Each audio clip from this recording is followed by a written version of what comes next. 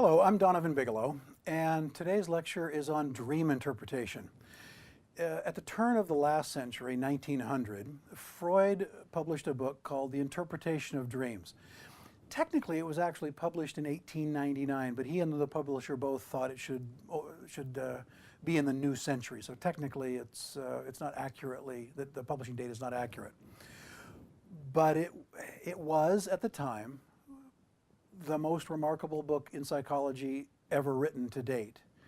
And what's fascinating is that despite 100+ years of theoretical change and research, there has been no change in Freud's theory of dream interpretation.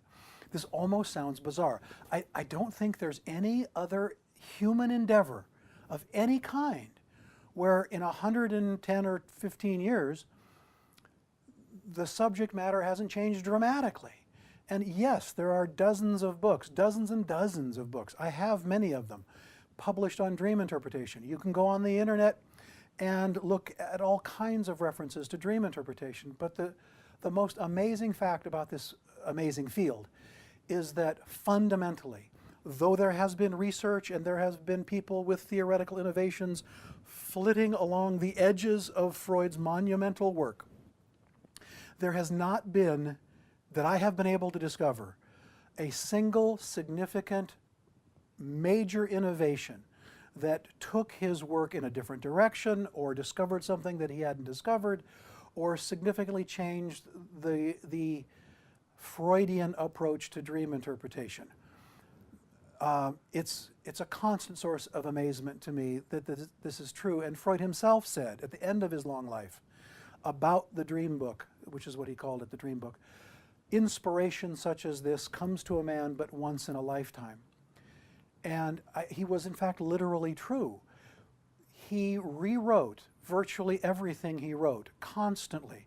His major treatises, written over the course of over 40 years, are subject to revision and editing, and the 11th, 12th, 13th edition. He went back meticulously, constantly, and updated everything. He did not significantly update the dream book. He added a few dreams here and there. He fixed a little grammar and sentence structure there in the dream book, but by and large, he wrote it down. It remained virtually untouched until he died. And I will maintain again that no one subsequently has significantly changed the value of his astonishing contribution. He called dream interpretation the royal road to the unconscious. I believe it remains so today.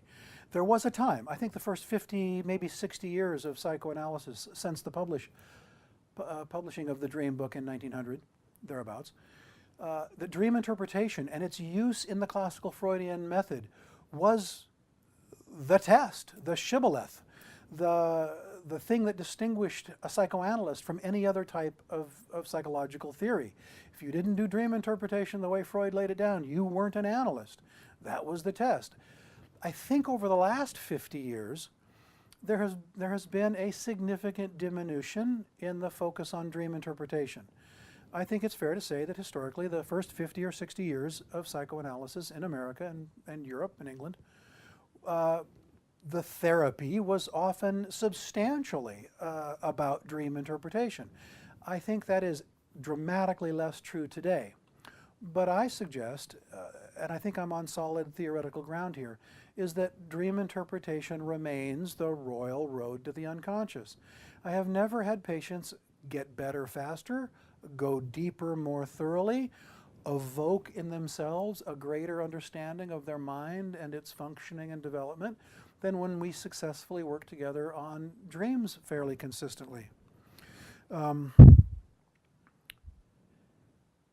perhaps first it would be useful to see exactly what dream interpretation is not. I get frequently questions about what dream interpretation can do. It cannot see into the future.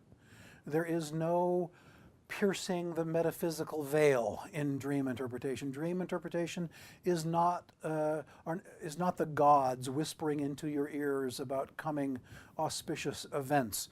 They are determined, meaningful, and purposeful psychic events that have a developmental history like every other psychic element in a human mind, and can be understood in those terms and those terms alone. The first big discovery that Freud made, I think, was the difference between the manifest and the latent content. When you ask someone, did you have a dream last night? And they say yes, and you say, tell me. What they tell you is the manifest content. That is the substance, the narrative, the pictures they saw, the experiences and emotions they felt. Manifest content. That is the superficial level of the dream. The latent content, that is where the meaning is. Dream interpretation is about translating the manifest content into the unconscious, latent content.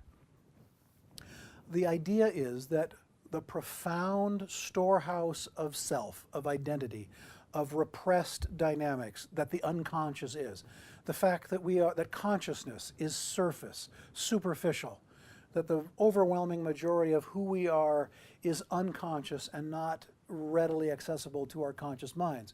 That is the core of where dreams come from.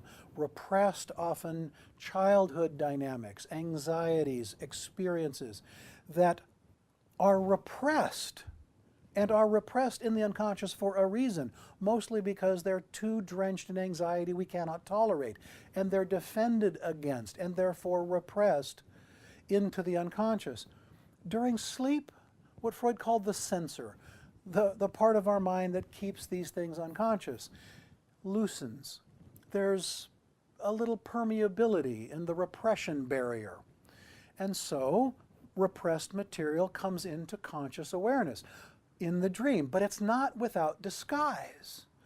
The manifest content is a disguised version of the unconscious dynamics that have to be disguised in order to be in conscious awareness, or the anxiety that they represent would terminate sleep. In a nightmare, the classic formulation, the anxiety is too manifest, the disguise isn't adequate, and the anxiety wakes us up. All dreams partake of the same source. It's just most of them are disguised enough that we can tolerate their experience in our conscious awareness once we awake. Most dreams are not forgotten. They are re-repressed. Again, the distinction between repression and forgetting. It is not a memory question that you cannot remember your dreams. They have been re-repressed back into the unconscious whence they came, and don't worry, they'll come back. The other thing that Freud understood, which was controversial in his day, is that every dream, without exception, represents at a fundamental level the psychic fulfillment, the fantasy of a wish, of the fulfillment of a wish. And this Freud worked on for a while, because when it occurred to him, he assumed, and several critics of his used the existence of nightmares, which everyone has, everyone understands, everyone's experienced this at some level. Well, that can't be right. There's no wish when the monster is chasing me or the bad guys are chasing me. There's no wish there. And what Freud, with some sophistication, realized that even in a nightmare, the wish is to escape. The wish is to triumph. The wish is to outrun the bad guy, the monster. The wish is to have the childhood trauma end differently than it did. And so I think Freud was correct that at some level, one can usually always find some kind of highly repressed, often infantile, childhood wish being enacted in the mind. It's often a key to the interpretation. So the manifest content is the disguised fulfillment of a wish. And the wish's existence really provides the motive and force of the dream material coming into even a disguised conscious awareness in the manifest content of the dream. So what is the technique of dream interpretation? How do you get at it? You get at it because Freud understood that dreams are nothing more than common psychic phenomena, understandable in terms of our theory of understanding of other mental elements and psychic phenomena, that the way to interpret it is the same. The therapist listens with what he called evenly hovering attention to the narration of the manifest content. The therapist stays open to the patient's projections, mindful of the patient's body movements, the meaning and choices of the words in the context of the patient's history. You then, and this is the most important part, you must let the patient associate, free association, to the elements of the dream. The biggest mistake in understanding dream interpretation today is the incorrect belief that if you just tell someone your dream, they can tell you what it means. A pure and narrow, superficial, symbolic equation, and that is wrong 99 times out of 100. I think in our culture there are certain symbols that are generally universal and understood as having some relatively consistent meaning. I mean, in the classical formulation, if a man or a woman dreamt about a sword, Freud would suggest, of course, it has some sexual reference to the penis. And that's, in this context, even Freud recognized not everything has a sexual connotation. The statement attributed to Freud that sometimes a cigar is just a cigar was taken from dream interpretation. The idea that in the dream a cigar does not necessarily represent something sexual. But he also understood that very frequently it in fact does, and symbols, I think, are notoriously easy to misunderstand. There may be cultural norms, but especially I think now in our culture, which is anything but homogeneous, one is on very shaky ground assuming that we all have the same unconscious symbols. So you have to work down into the latent content. You have to unravel the dream work, which is the translation of the manifest, of the latent content into the manifest content. And the patient's free association to those elements remain the key in exactly the same way that free associations remain the key element of the patient's day-to-day therapeutic work. They also function in exactly the same way for dream interpretation. Now, how you go about doing that can vary a little bit. Frequently, the patient will come in, reveal the story of the dream, the manifest content, and I think it's also quite useful to have them tell it to me a second time, because they almost inevitably leave something out of the first telling that shows up in the second telling. And that's not because they forgot it, it's because it was repressed. And the second telling, it comes out. And when that happens, it's always one of the keys to the interpretation. It's not a random forgetting. It's motivated. It has meaning. It has purpose. It's understandable. And that often gives the key. So let them tell it once or twice. You can tell it in chronological order.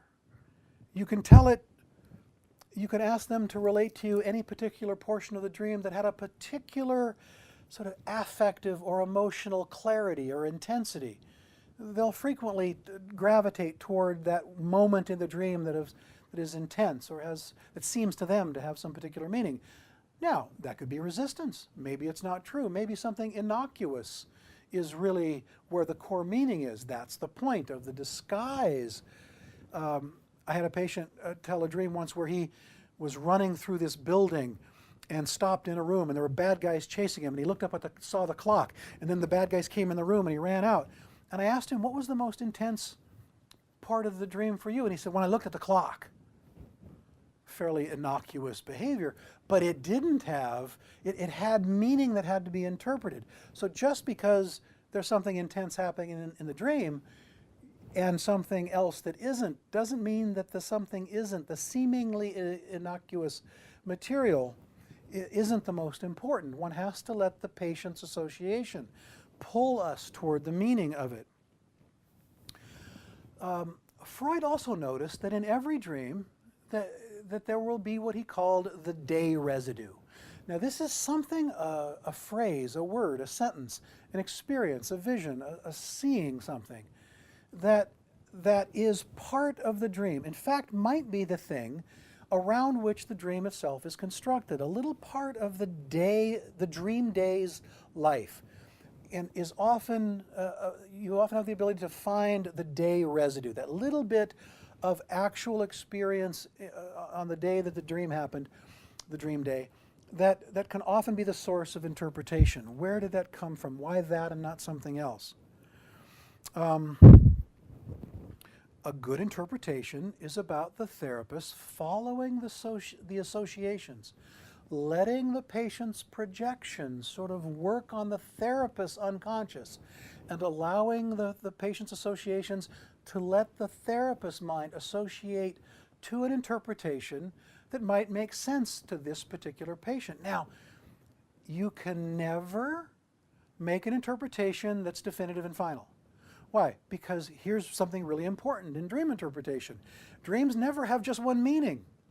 Like most normal and abnormal psychical acts, everything in our mind is overdetermined and multiply determined. We never have one thing happen in our minds for one reason. We never do any one thing for one reason. It's always pushed from many areas and many angles. Likewise, dreams, they have layers of meaning. And in truth, dream interpretation is simply about getting down as far as you can. And there's almost no way to get all the way down, because all the way down means repression at levels which are not amenable to even the best technique. You can never take a mind to its absolute depths. No one's ever gotten close, as far as I can tell. Dream interpretation is the royal road to as far as you can go, okay? So, the interpretation then has to be playful. What about this? What about that? What do you think about this? If I interpret it this way, what comes to mind? Can you associate to the interpretation? Does that make sense to you? And what I have found is that patients will respond in three ways to an interpretation. They will either go, oh yes, oh my goodness, that's exactly right. And if they have that sense of evocative knowing, if the interpretation has allowed them to access something that was previously repressed, and now they're consciously aware of it, and they know it in that way, they know it's true, then the interpretation with some reliability can be said to be accurate. And it's an amazing moment and a transformative moment. And it's a moment that builds psychic structure, and it's a moment that makes patients stronger and deeper in their awareness and more capable in their lives. Across the board, it gives them astonishing access to their own mental functioning, and that is always quite strengthening. Second possible response to an interpretation is, no, that doesn't make sense. I don't think that's right. And if that's the case, I 99 times out of 100 will agree that I probably made a mistake, and I got to go back and rethink it. We have to do some more associational work. Pay attention to the patient's response. They know whether it's right or wrong, and their response will tell you, if you're doing that little bit of evenly hovering attention, will tell you. And when a patient responds with it sort of quizzical, no, that doesn't seem right, I trust their judgment, I trust their mind. A third response I frequently get is anger. That's ridiculous. How could you possibly think that? Well, how could anybody think that of me? And when I have a patient respond in anything like that way, my understanding is, oh my God, I nailed it. I nailed it right on. That's an absolutely valid interpretation. It's just too deep for the patient to handle, and I got to back off a little bit. It's too much. You cannot reach down, even using the royal road, and wrench out of the patient's deep unconscious more than they can tolerate at a time. And dream interpretation lends itself to that kind of mistake on the therapist's part. When I just started in practice, I thought I had some skill in dream interpretation. And I had a woman who turned out, I think, to be quite borderline, who was very disturbed, had a very difficult, traumatic childhood, probably dissociational now that I think back on it. And she had kind of a war of the world dreams. The problem was that she had given me her story in a way that had seemed quite common, neurotic, together, integrated, seemingly whole. She told a history of significant trauma, but she seemed to present it in a way that gave me the sense of her integrated sense of identity. But she gave me a dream that was kind of a war of the world dreams, nuclear bombs, Martians, lasers. It was psychotic in its intensity, and it should have told me something about the structure of her mind. I interpreted too deep I interpreted that kind of psychotic anxiety. And she left my office that day and never came back and never contacted me again. And I never found out what happened. And I took a great deal of supervision on that case, and I realized that I made a crippling error. And I have to this day felt somewhat guilty about the damage I might have caused that woman by playing with a dream interpretation at a level I had no business being at. This is serious. Dream interpretation is not a parlor game for a cocktail party. You are playing with the deepest, most vulnerable parts of people's minds, and you can do damage if you don't take this material seriously or if you are unskilled in its use. There ought to be a little caution warning label on some of the dream interpretation materials. I think they can be quite dangerous. All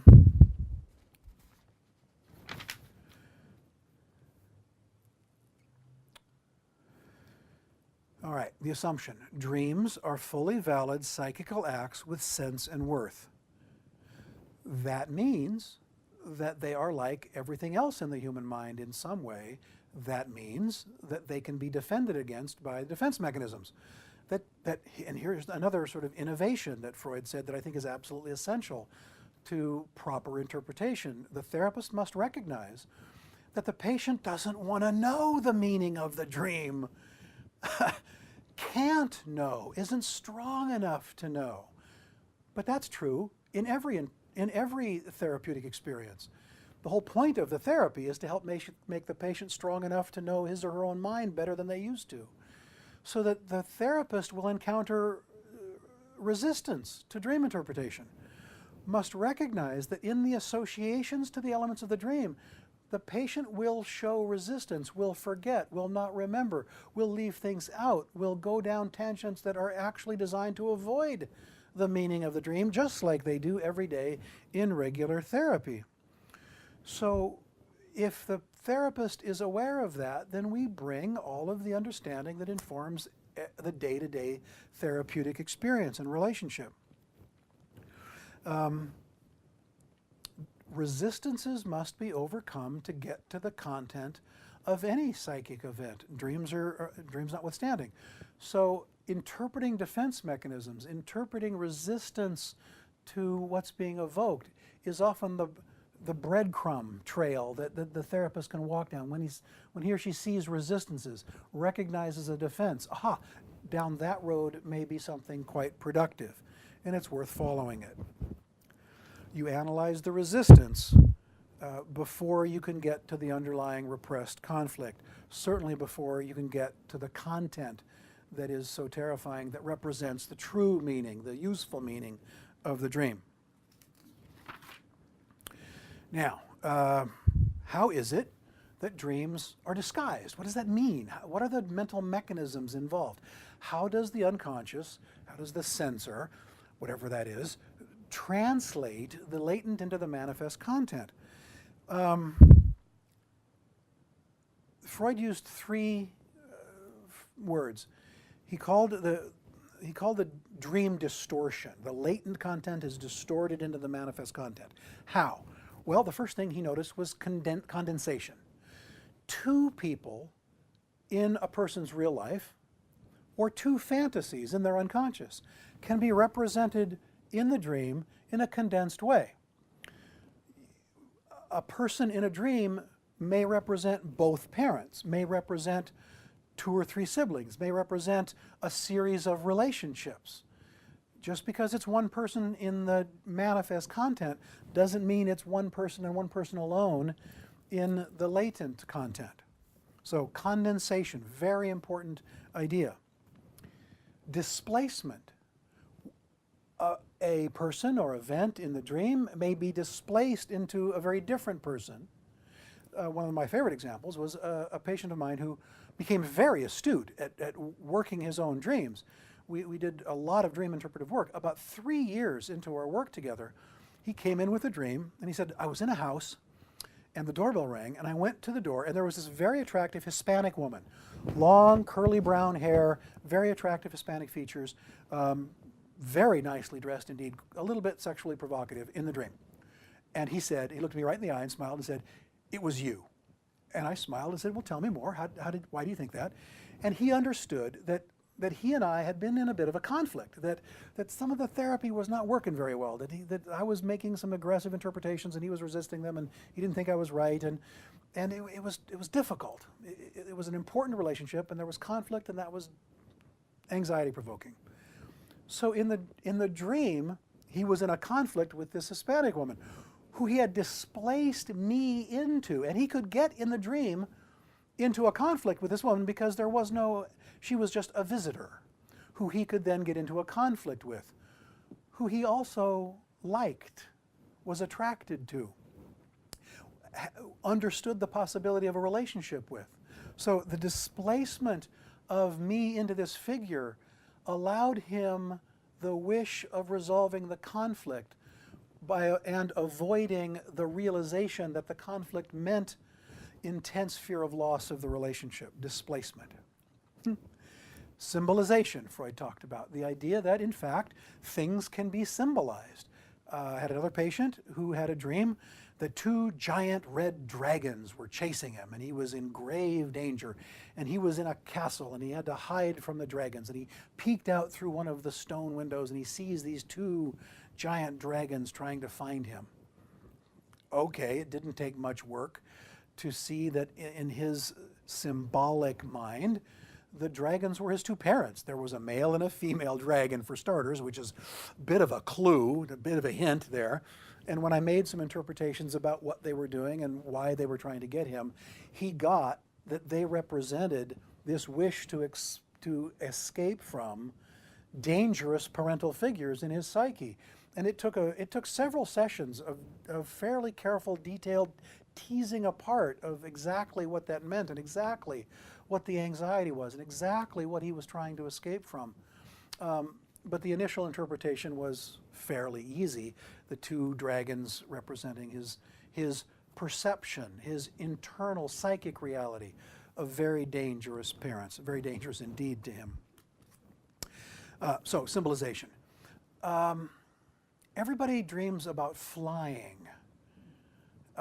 And Freud was very clear. He was very clear about a lot of these symbolic equations.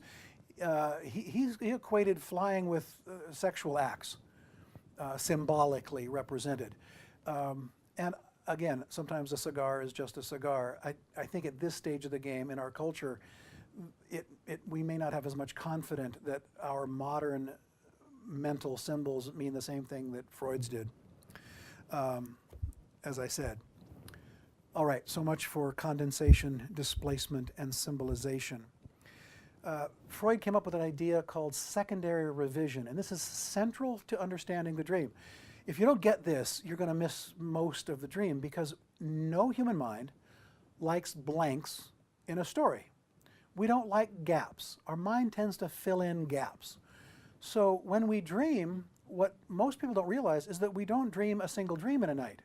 Very frequently, the dream is individual, unconnected vignettes, 3 entirely separate dreams sometimes.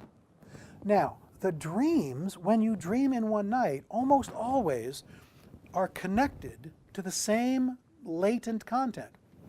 They are, in fact, variations on a theme. If you know that, interpretation is often much easier.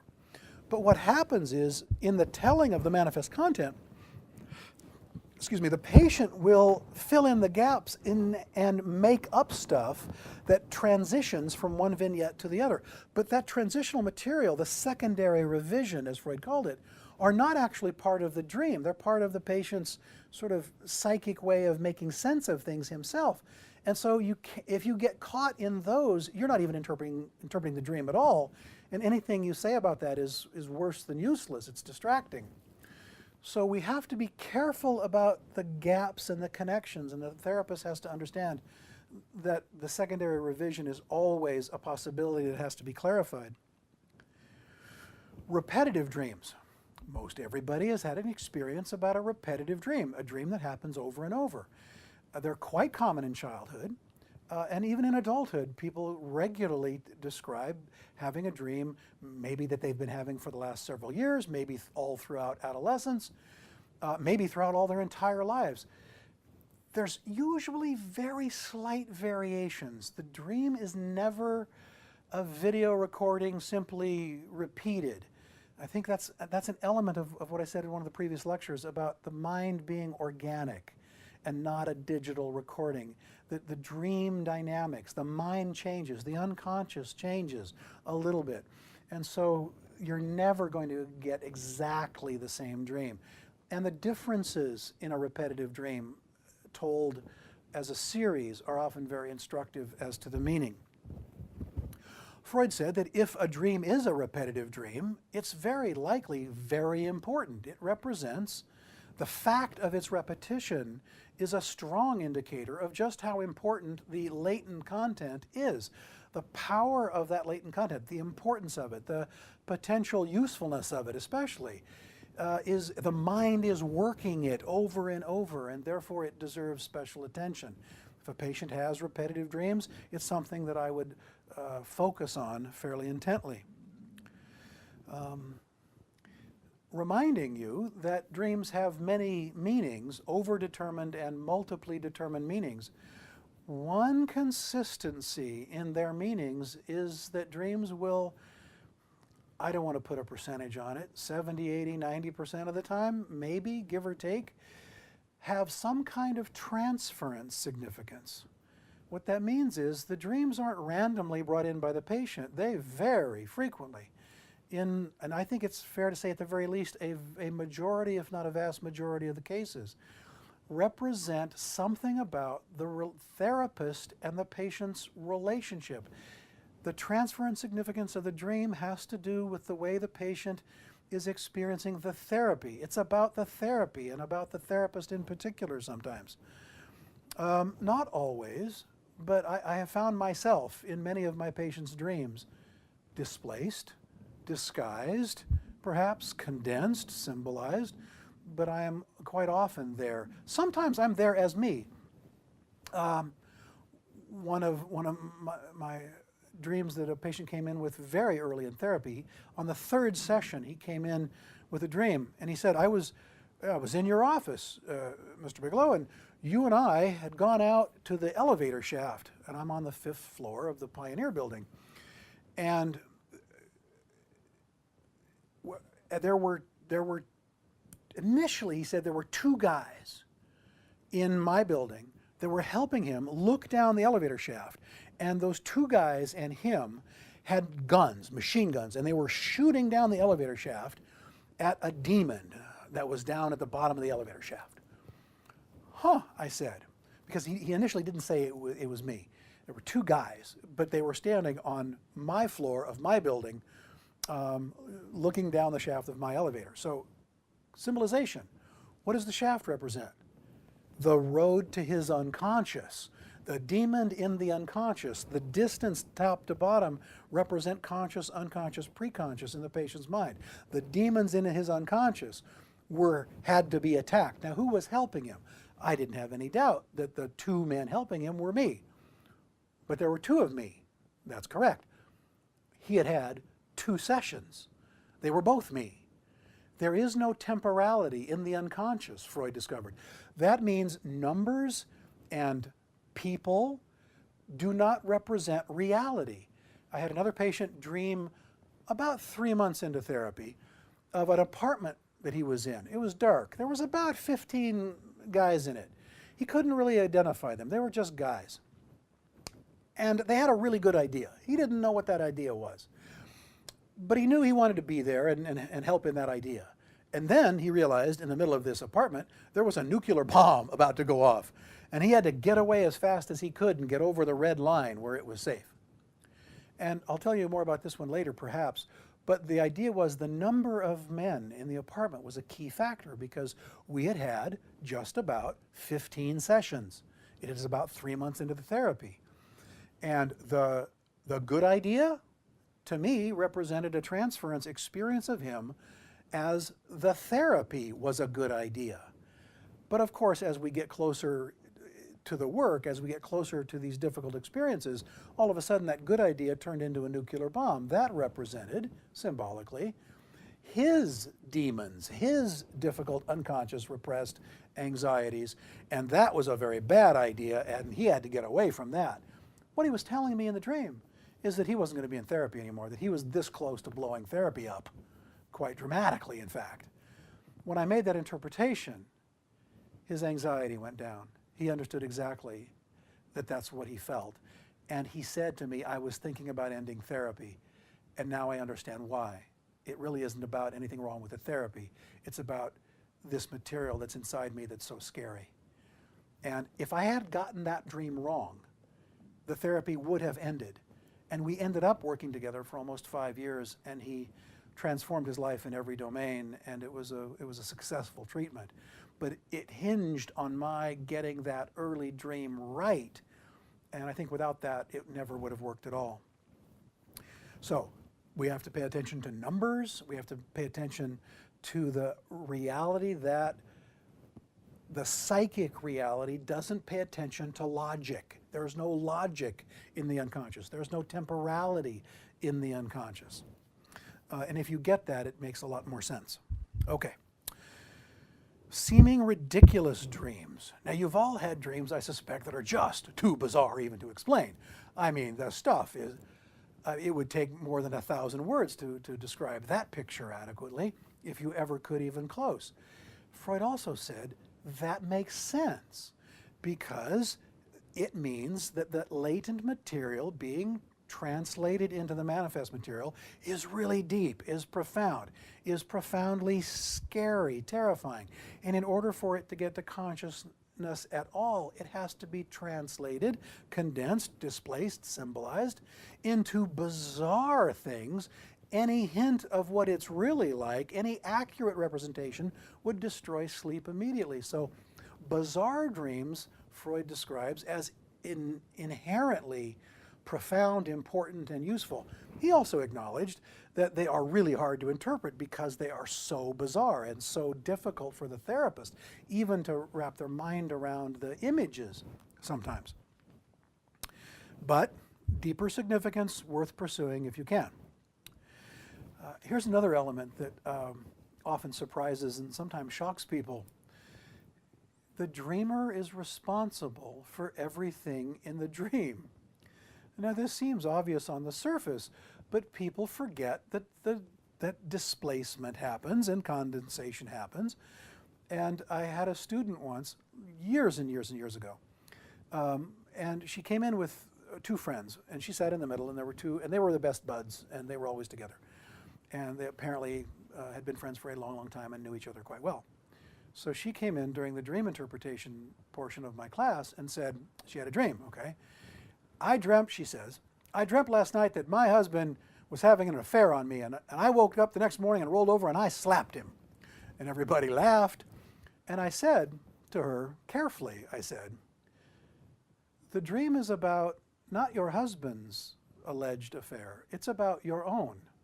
The wish you have is to have one, and it's displaced onto your husband to defend against your own guilt at the thought of your having an affair. She turned white as a sheet, and her two friends next to her looked around and went, sort of nodded surreptitiously. And we moved on from there. It's her mind. It's your mind. When you have a dream, you are responsible for everything in it. You are the conductor, you're the director, you're the writer, you're the script person. You construct the scenery. Everything in it is your creation, and it all has meaning in terms of your mind. The fact that you dream about your brother, your father, your lover, does not necessarily mean the dream is anything about them at all. That's the whole point of symbolization, condensation, and displacement. The dream interpretation has to find out who it's really about. In fact, quite frequently, you can almost take to the bank the idea that it's not about who it looks like, or what's the point of the dream. Sometimes a therapist will get a dream that's about the therapist, and sometimes a therapist will get a dream about a mother or father that really is about that person. I think that's true, but one cannot take dreams at face value. That's the whole lesson here. The manifest content does not have the meaning ever. Along the last point, I had another student who had a dream, and she was from Africa, Kenya, I believe, and she had a dream that she was running away from a lion, and she tripped over a stone, and the lion pounced, and just as she fell, the lion turned into a man, and she was, in a way, sexually assaulted. And I interpreted the dream to mean that her conflict, her wish, was for some kind of healthy and appropriate sexual contact with a man. She was single at the time. But she was in conflict because she had been trained very early by a very strict set of parents that sexuality was bad and wrong. So the dream represented a compromise. The desire was for sexuality, and it was so thinly disguised that the lion, which would have represented symbolically the man, actually transformed into a man before it landed on her. And the key to the dream was the stone. And I made the interpretation about her struggling with a conflict between her wish to have a sexual experience and the restrictions of her culture and her family. I interpreted it based on the stone's existence. And I said, where'd that stone come from? You were running away from a lion, but you didn't want to run away. You wanted to be caught. And the stone was your stone that you put there so that you would trip, so that the lion/man would catch you. And you could have the desire for a sexual contact and none of the guilt because it was a violation. There's the wish, and there's almost a textbook example of how the patient, in this case a student, was responsible for the entire structure of the dream.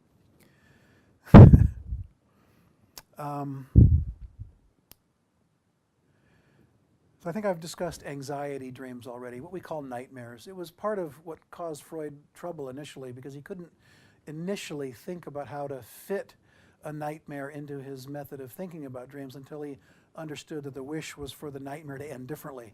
The wish was for mastery of the fear and the danger. The wish was for victory over what was so terrifying, turning danger into victory, disappointment into attainment.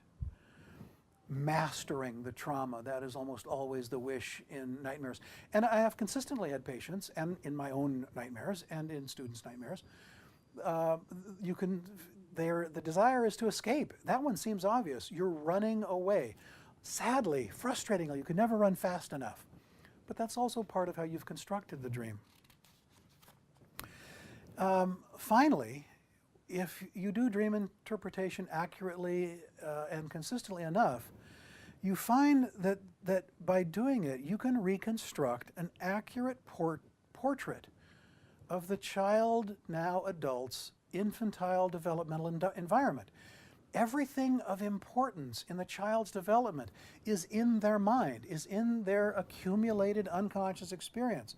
And when Freud said the dream interpretation is the royal road to the unconscious, what he meant, I think, was that it makes available in a graphic, alive way, because the unconscious remains alive, and the childhood repressed experiences remains as alive as the day they were repressed. To the unconscious, a childhood trauma is as if it was yesterday or even this morning. So that dream interpretation provides not just a way of understanding something about the patient's mind, but of actually reconstructing their entire developmental history. It's absolutely profound. A recapitulation of the entire developmental process is the goal and is a possibility. Let me give a couple of examples that I think might help understanding. A patient I'd worked with for 4 years who was struggling in her 30s with becoming a parent, had not yet become a mother, had a dream toward the end of therapy. She had a very traumatic childhood history and discussed frequently whether she thought she'd be a good parent, given as bad as her mother and father were as parents. She feared recreating the traumatic environment. So she tells me a dream. She's walking near my office. So right away, I'm convinced that there's some transference significance to the dream. She's on the street in front of my office, and she's holding a baby. And she realizes, oh my goodness, it's been 36 hours since the baby ate. She's not a good mother. She's scared for the baby. She wants to care for the baby, and she tries to get the baby to take the nipple, and it's fussy and it won't. And so she's terribly, terribly distressed in the dream. And finally, the baby takes the nipple and begins a healthy feed, and she's relieved, and she can feel that the baby is relieved, and everything is good. And the dream, and my interpretation, again, after we associated to it for a while, was that who was the baby? Was it a fantasy of her own baby and being a good mother? No. In the dream, she was the baby. What's the key? The number. The baby hadn't eaten for 36 hours. She was 36 years old. She was not feeding her baby. She was feeding her own inner child, her own inner sense of true self. She had finally, through the therapy, and that's the transference significance of it, realized that in order to be a good mother, she had to care for herself. She had to become alive. She had to deal with her own childhood developmental traumas and abandonments so that she could give her baby what she needed. And so the dream, I interpreted it as a wish for her to be a good mother and a recognition, in fact, of how therapy had provided her with the tools to do that. And tears rolled down her cheeks rather profoundly when I made that interpretation, and I'm pretty sure it was a correct interpretation. One of the most profound dreams I've had with a patient was a woman who was paranoid and psychotic. She was very disturbed. I saw her 3 days a week for 6 months. At about the 5-month period of our work together, which was very intense and very difficult, she was very disturbed, paranoid and psychotic, frequently in ways that disrupted everything. She came in with a dream one day, and in the dream she was standing on the front of a large cruise ship. It was on a river, which didn't make sense, but that's okay. She's standing on the front right-hand portion of the bow. Next to her, a few feet away, is what she called the vain woman. And not that the woman was all full of herself, but the woman literally had her inside on the outside. The veins were all on the outside of her. It was a hideous, monstrous visage of a humanoid kind of a thing. Terrible to her in the dream. And then she sees another smaller boat coming up to the cruise ship, and at the front of the boat, standing in the bow, was a man. He had a full beard. He was kind of heavy set, a little rotund, and he comes up to the vain woman, and as he does, the woman reaches inside of herself somehow and pulls out a box. A little box about the size of a cigarette case, and she opens up the little box, and in it is a little tiny baby, just this big. And the vain woman very carefully hands the baby to the man on the other boat. And that's the dream. And we worked on it for quite some time, and my interpretation was, I am the man on the boat. The therapist is the man. She is the vain woman. And in a way, she graphically understood her own inner experience of psychosis. What does psychosis mean? What does schizophrenia mean? What does psychotic processes mean? Fundamentally, the patient cannot tell the inside from the outside, cannot tell psychic reality from external reality, cannot tell their hallucinations and delusions from the true world.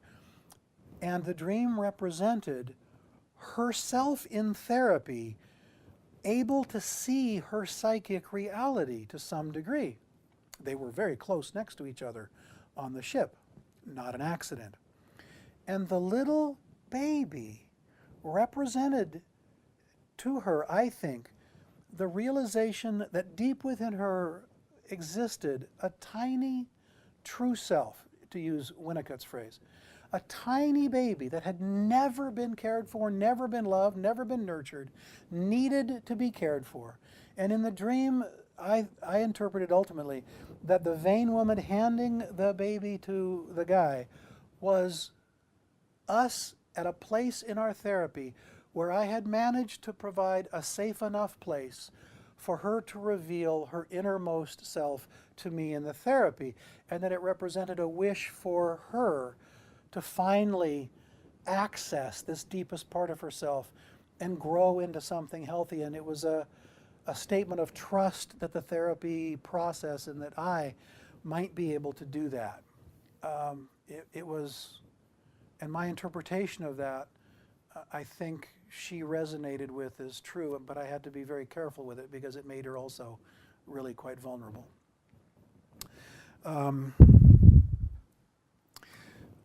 A young patient that I had, early 20s, very disturbed young man, had a dream about 3 months into our work, and in it he was encased in glass like a coffin. And he was alive inside this encasement. And he was screaming in bloody agony, but could do nothing, move nowhere, and was trapped absolutely.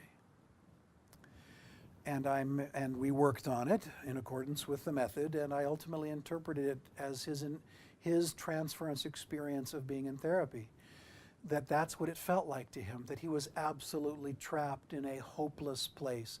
His wish was to escape the trap of his inner psychic horror, but that he was brutally trapped. And the fact that he brought the dream in, I thought, was amazingly hopeful. And I made the interpretation, and his understanding, the depth of his own terror, allowed him to contain it, allowed him to understand it, and then not fly away from the therapy, but to really sort of begin to find the courage to work the very issue that he was most afraid of. About 6 months later, he brought in another dream, and there were 60 people in a room, a round room, and he was trying to escape. And it was a completely different, he didn't feel panicked, he didn't feel like there was a disaster about to happen. He just sort of wanted to it was uncomfortable being there and he wanted to go. And I reinterpreted the therapy dream. That therapy, and we'd had about 60 sessions at that point. It was closer to it was about 6 months to a year. There was almost a year's worth of therapy there, once a week. A little more than that. We had twice a week for a while. And so that number again meant something, and it meant the number of sessions that we had. And what I interpreted, because this is one of the best uses of interpretation, if I can reconstruct his childhood development through dream interpretation, I can also reconstruct his psychological development in the therapy. And what I interpreted to him was I juxtaposed the early dream of his terror, of his trappedness, of his horror, with this dream. Yeah, he was looking forward to ending therapy, but he was in no big hurry about it, and it wasn't a panic-driven escape attempt. It was, time to go at some point. And so the interpretation was of his progress in the therapeutic relationship, and he took that in as a profoundly affirmative dream. I will tell one last dream, and I hope I don't get in trouble for this one, but I'll tell on my own family. My stepson was about 4.5, 5 when he went to kindergarten. And in order to understand this dream, you have to have listened to the previous lectures on the Oedipus complex and the classical Freudian understanding of child development. He comes home after about the first, he'd been in kindergarten, his first school experience, about a month. And here's the dream that he had. His teacher, Mrs. Smith, was at the bottom of a tree, and all of his classmates and him were in the tree together. And, well, let me back up, a little background. He comes out in the morning, and I come out in the morning, and he's kind of bleary-eyed, and we're sitting on the couch having cocoa and coffee together, and I asked him if he had any dreams last night, and he said he did. And I said, well, tell me. And he says, okay. And so he tells me this dream, and Mrs. Smith, the kindergarten teacher, was there, and all of his friends and classmates were in the tree, the big tree. And then he said, they were all gone. All my classmates were gone, and it was just me and Mrs. McDonough. And I had a great big giant log, and we were going, Mrs. McDonough and I were going to go explore caves together with my log. And I laughed, and my psychologist wife was there at that point and heard the dream, and we were both trying to not laugh so hard that he saw something was sort of amiss, and he wouldn't tell us another dream for 6 months. But the standard interpretation of that would be an Oedipus dream, where, remember, he's responsible for all the elements, so he had all of his classmates there. And where did they go? He made them go away. They disappeared. Why? So he could be the Oedipal victor against the competition for all his classmates for the love of his kindergarten teacher, and she would be all his. He was the winner of the struggle. And he had his log. He had his log, I thought. Any questions about what that means at this point, folks? I hope not. And they were going to go explore caves. Caves they were going to go explore together. Mrs. Smith and my stepson with his log. And I thought, if ever there was a dream that absolutely and with finality proved Freud's theory of dream interpretation and childhood development was right, this was it. There is no other explanation that makes any sense at all. He was in the middle of Oedipal development. He was in Oedipal conflict with his classmates, and this dream represents his Oedipal victory over his other classmates and his conquest of his first, well, his second love. His mother is his first love, of course, and his teacher. So I leave dream interpretation to you. Good luck with it. Be careful with it. It's not a game and it's not a toy. And the truth is, the odds are you probably cannot very well interpret your own dreams. It does take help because of the profound power of repression, of the defense mechanisms, of the mind's unwillingness to address anxiety levels it cannot tolerate. It really does take help and an experienced clinician to interpret your dreams accurately and productively. But if you can find that, the royal road to the unconscious is a valuable road to be on. Thank you very much. Good luck.